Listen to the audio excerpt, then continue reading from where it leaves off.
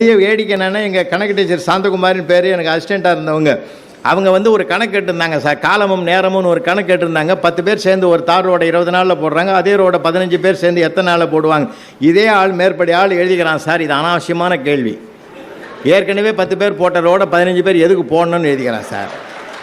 கீழே எழுதிக்கிறான், இது அரசாங்கத்துக்கு வீண் செலவுன்னு எழுதிக்கிறான்.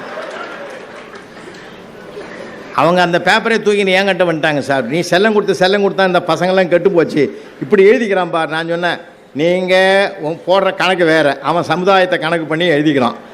எனக்கு என்னமோ உங்கள் ஆன்சரை விட அவன் ஆன்சர் தான் எனக்கு ரொம்ப பிடிச்சிருக்குதுன்னு. உங்களுக்கெல்லாம் இந்த மாதிரிலாம் எழுதினாக்க நீங்கள் பொறுத்துக்குங்கள. அடா இதை விட பயங்கரமாக எழுதிக்கிறாமா.